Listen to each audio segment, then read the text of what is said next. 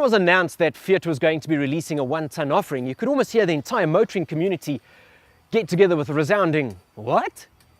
This was along the likes of Mercedes-Benz launching a double cab offering. Well, we've got it here. It is the Fiat Fullback, and well, essentially it's a Mitsubishi Triton underneath, which means that it should be pretty good.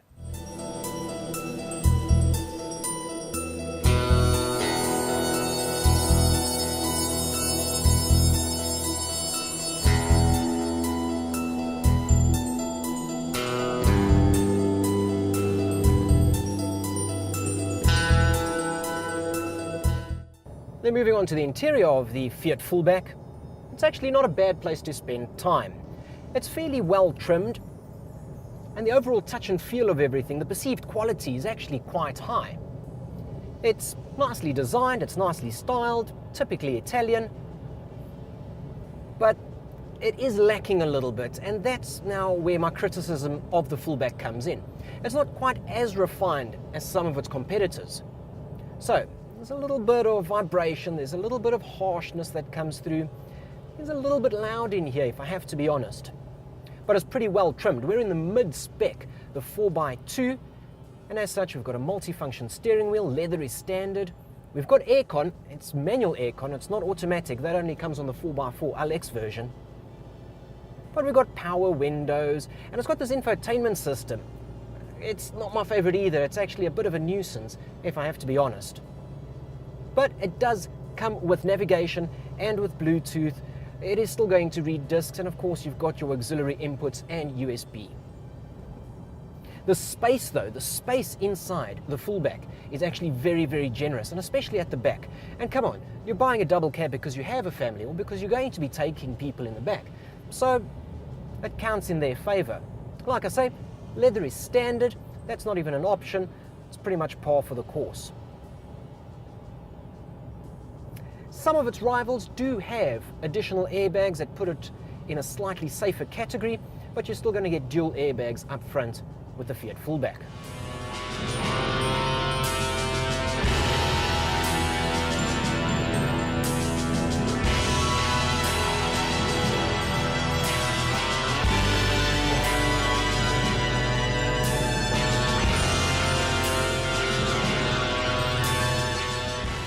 Aside from its very, very attractive looks, the Fiat Fullback is available with either a 2.4 litre petrol motor or the one that we got here, the 2.5 litre turbo diesel. It's available with two power outputs. The high power version is going to give you 130 odd kilowatts.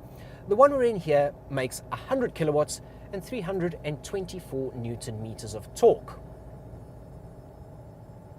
It's going to return fuel consumption figures of around 7.9.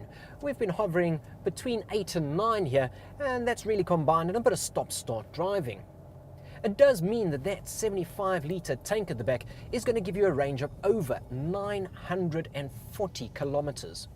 That's pretty good going. It means that you spend less time at the pumps. The SX model is available with a 5-speed manual gearbox. It's a bit notchy, but this is a new vehicle that may loosen up over time.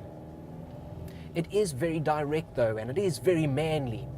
And the drivetrain is not quite as refined as I would have liked it, and I feel that the Fullback is possibly 2 or 3 years behind in its competition in that sense.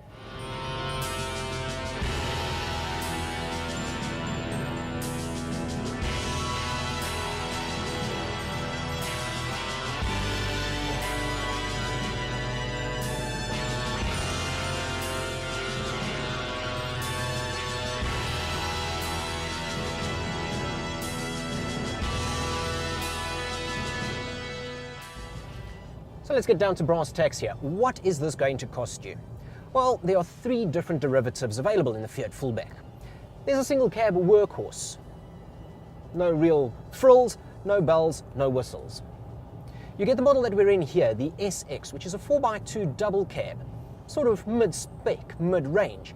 Then of course there's the 4x4 double cab. And that is of course top of the range with all the bells and whistles. Now this one here is going to set you back about 403,000 Rand.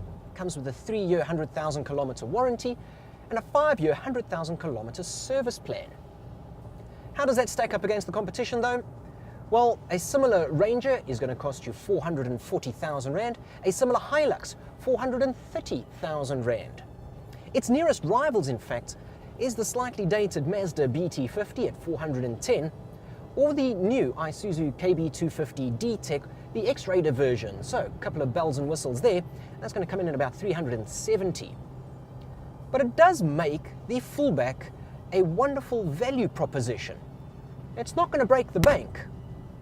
You just need to decide if that extra 30,000, 40,000 Rand is worth a couple of extra kilowatts.